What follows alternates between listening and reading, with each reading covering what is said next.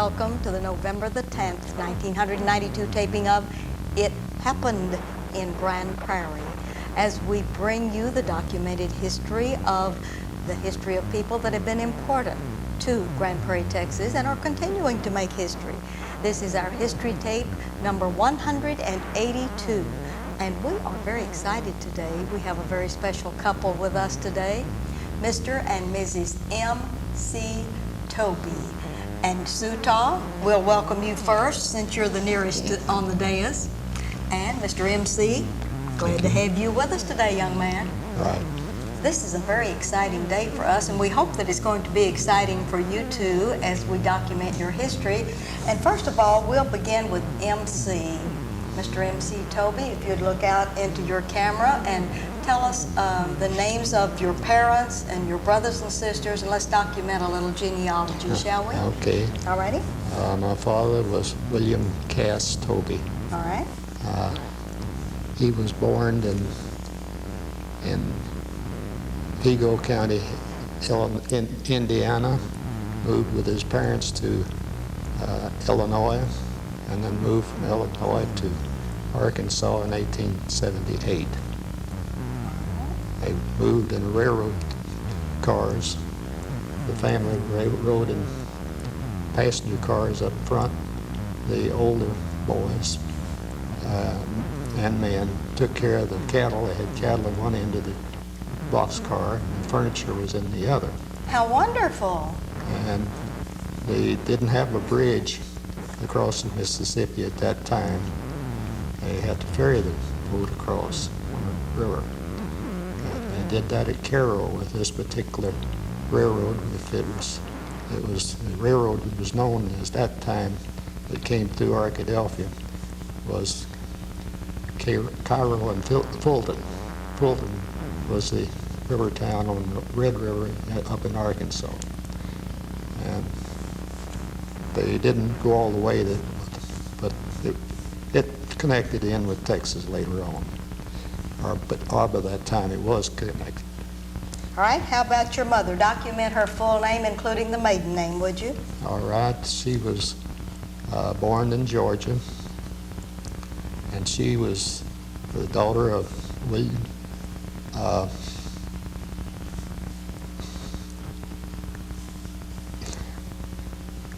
gosh, we went blank on that one. That's all right. Her name was Mattie Pierce? Mattie Pierce Clements? Clements. Good, okay. And when they married, where did they settle down? At Arkadelphia, Arkansas. Yeah, they settled down in there. Okay, do you have any brothers or sisters that you'd like to document into this genealogy? I have two brothers and one sister. Okay, would you name all of them, please? All right, the oldest one was 22 years older than myself. He was born in Arkadelphia. His name? William D. Toby. All right.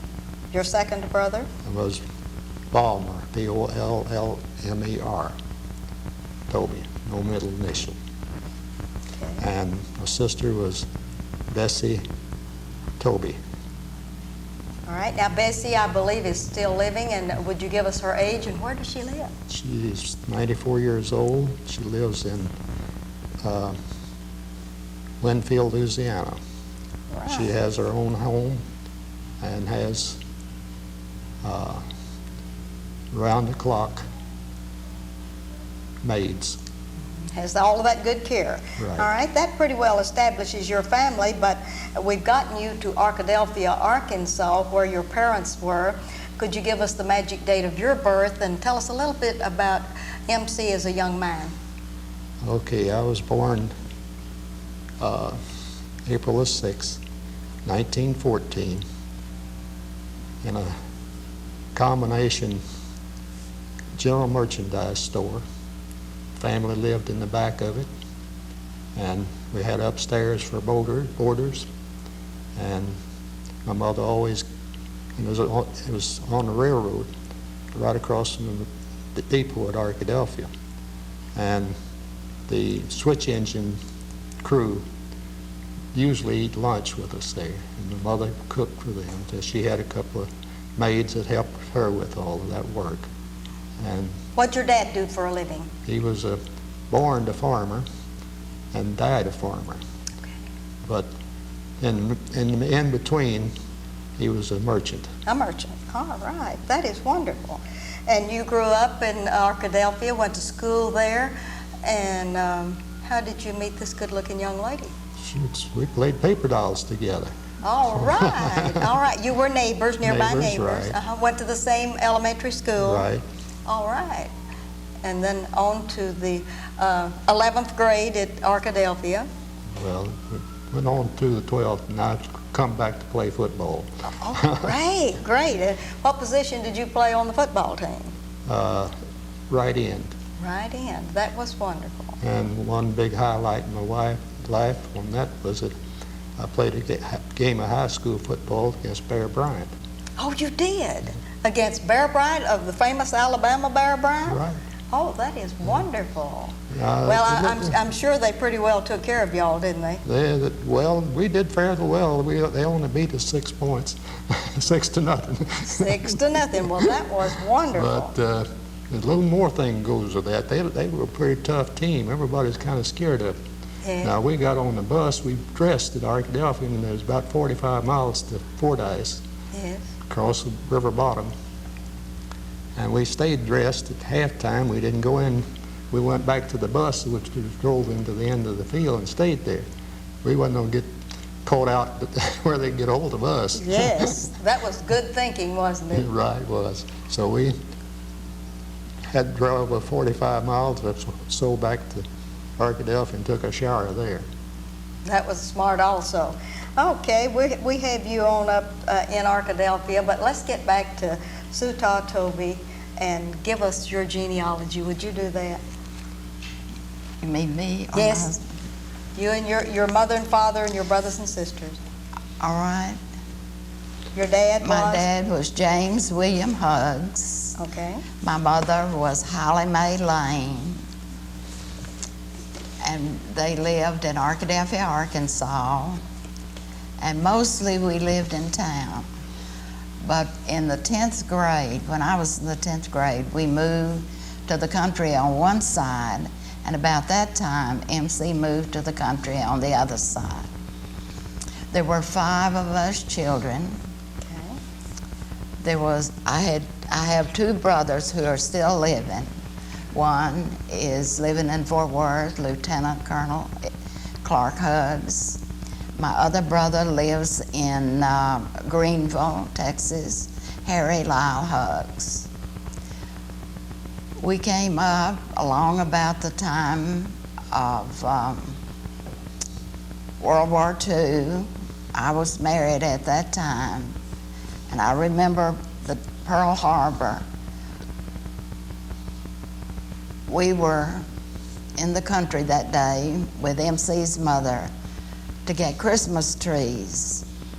Our radio hadn't worked in months, but that night MC got it working very quickly. Of course, we were real shook up because both of my brothers would be going. In fact, my oldest brother was the first one in Arkadelphia to volunteer and was the first one to graduate at Thunderbird Air Force Base in Arizona. You also had a sister that is deceased. Would you like to put her name into the record? I have 2 sisters who are deceased. One was Janie Bell Daniel, and the other one was Billie Jean Camp. Janie lived at the time of her death in Fort Worth, and Billie lived in Rockville, Maryland. All right. This is a picture, if I may show it. All right, let's see if our cameraman can zoom in on this and get a picture of what is this a picture of? The 3rd grade in Arkadelphia, Arkansas school. In what year? I don't know. You don't know. We were in the 3rd grade. You were in the 3rd grade, whatever year that was. About Okay. 1923. I'm right here on the front, and then MC is standing right behind me. Oh, that is wonderful. That is a great old class picture. Okay, let's go to the next photo that you have there, some more show and tell. This is a picture of my family during World War II, Stuttgart, Arkansas. My father worked at a defense plant at that time. However, he had always worked at the Arkadelphia Milling Company for 17 straight years. He was a night miller. Then the other is my mother and my two sisters. We were all home. And then this is me. This is my baby sister. And Edward had been in an Air Force plane crash and was the only one out of 7 who had lived. All right, the next photograph that we have to show and tell. This is my grandmother and my grandfather. Oh, that is wonderful. Now let's get that clued in real good. Oh, that is great. And their dates were at the bottom. All right, give their full names. Your grandfather? Was Ezra Clark Lane.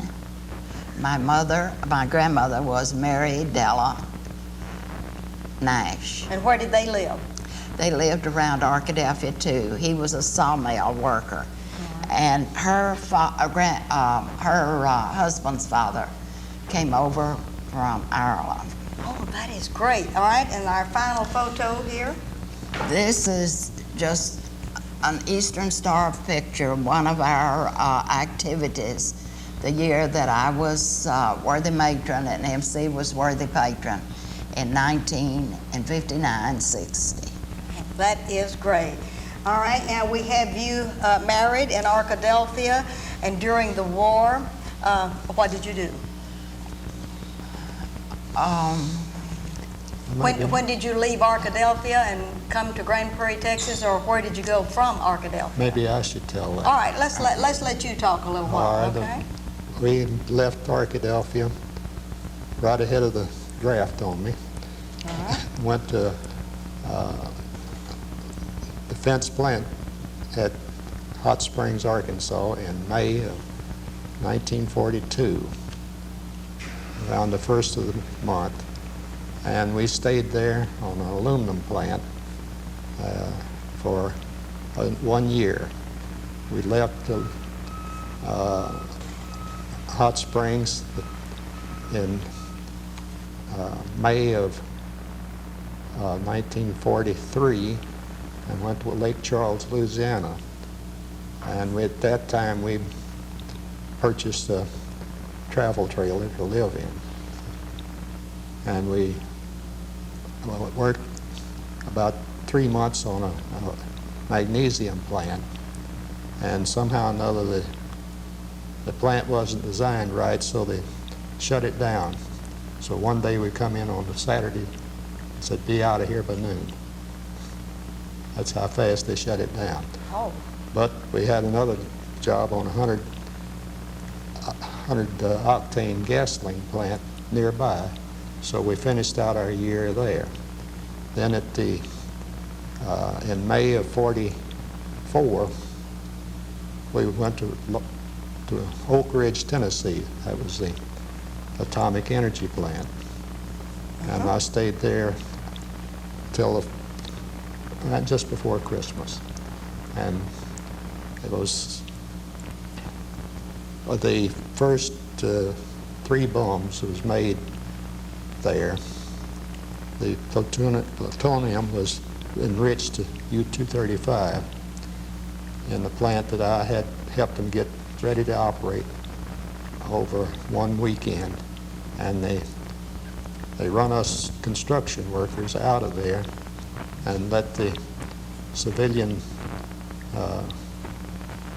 mostly women, that operated the plant. And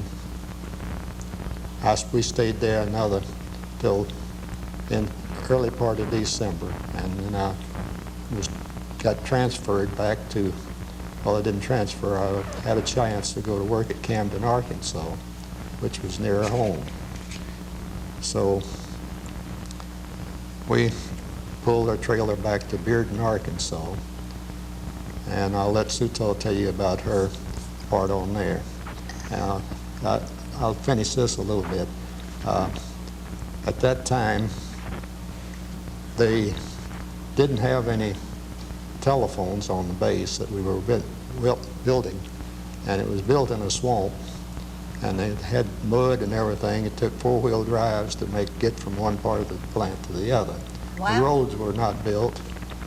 They were building them as fast as they could, and they were building railroads in them, but we had to have radio for communication. And I was just in luck that we may be getting a little bit ahead of the horse ahead of the cart here, but anyhow, Sutall, after we were married in February the 17th, and the following September, Sutall and I went to Cohen Electric and Radio School in Chicago, and I was up there till the next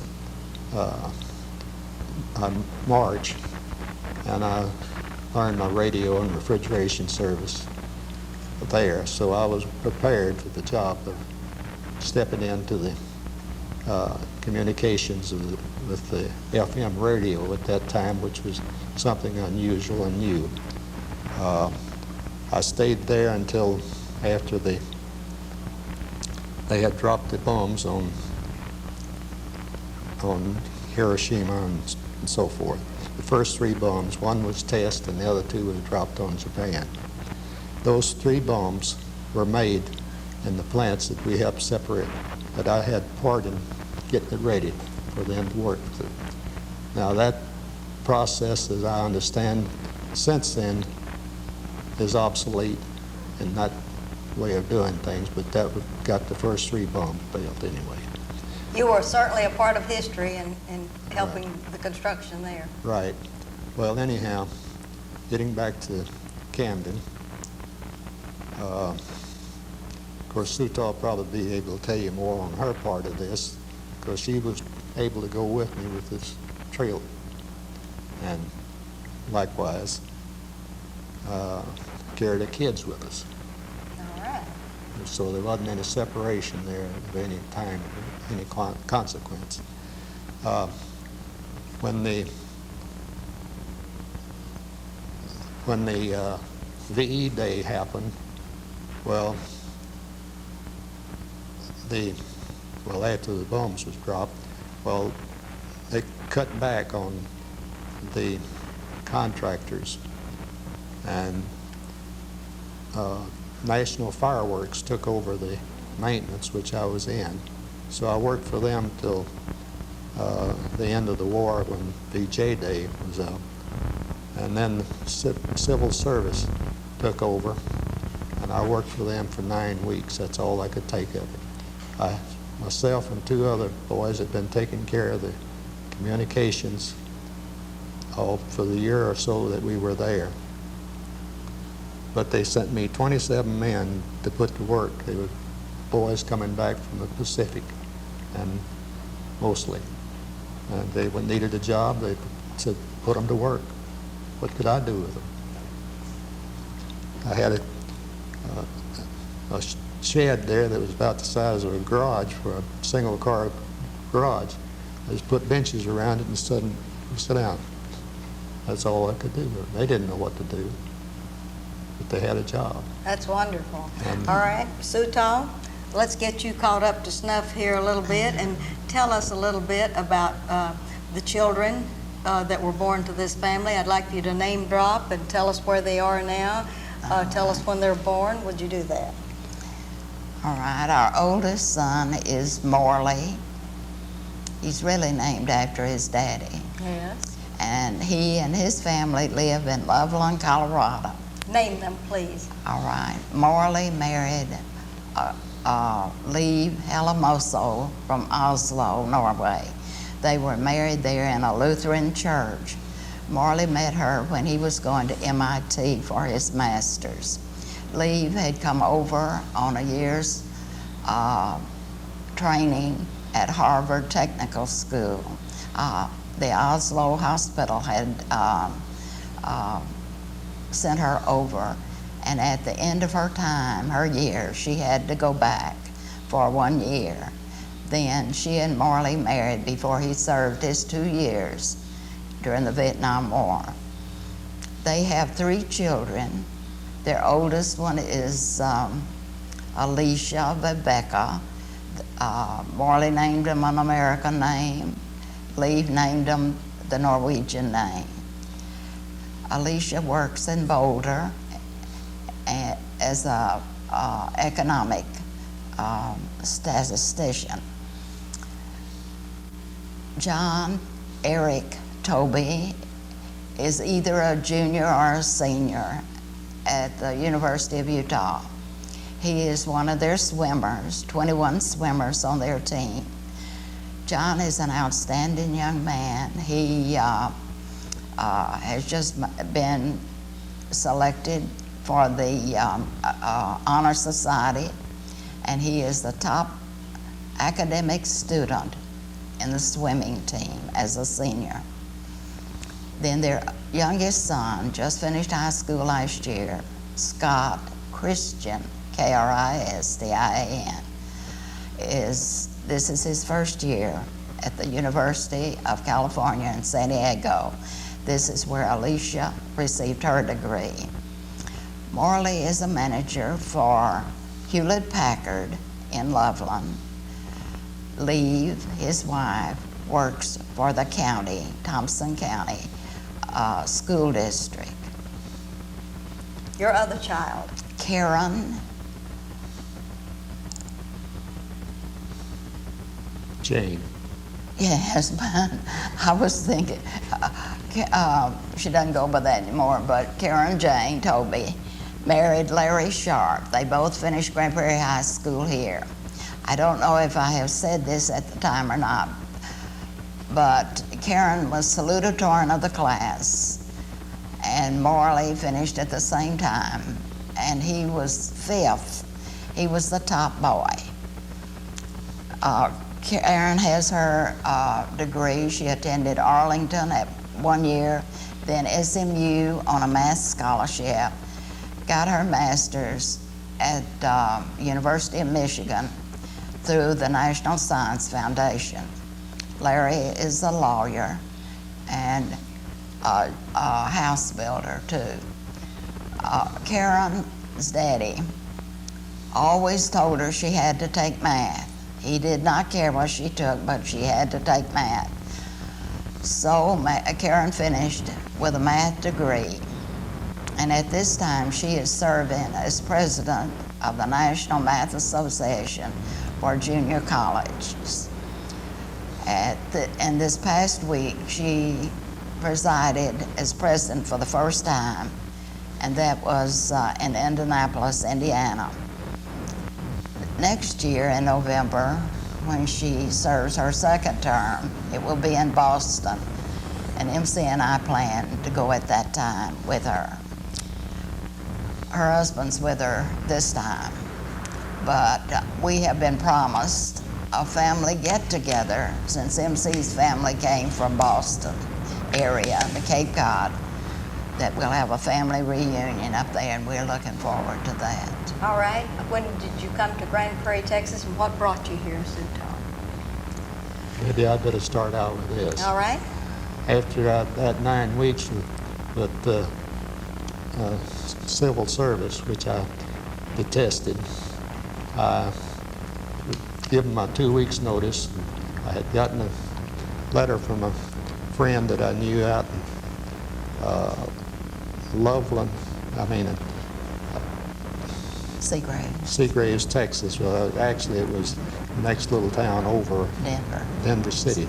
There was a power plant there, and I went out there to work.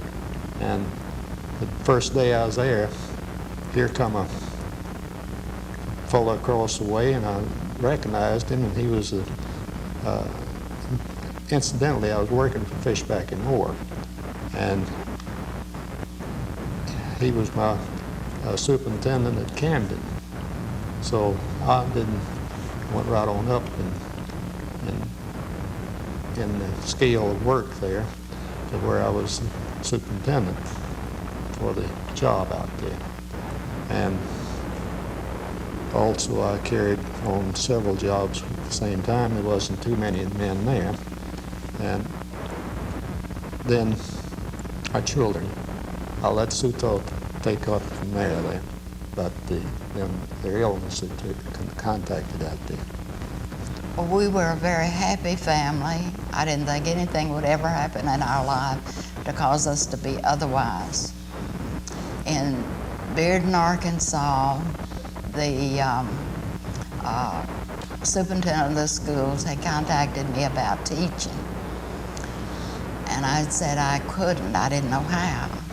But he had found out that I had attended Henderson State College in Arkadelphia, and he was a graduate from there, and he had checked me out. So he says, well, they tell me around the trailer camp that you're a wonderful mother, and that's all I need. So I taught school there for 2 years. However, during that time, the summer that the bombs were dropped in Japan on Hiroshima and Nagasaki, I was going to TCU. Then, after we got to Seagraves, I substituted throughout the entire school system. We had skates. I skated with the children and some of the other ladies there. We had bicycles, and everything was just going great. But I guess God has a way sometime of bringing us back to reality. And our children developed, both of them, rheumatic fever. We were stranded in a snowstorm going from Arkansas to Seagraves. And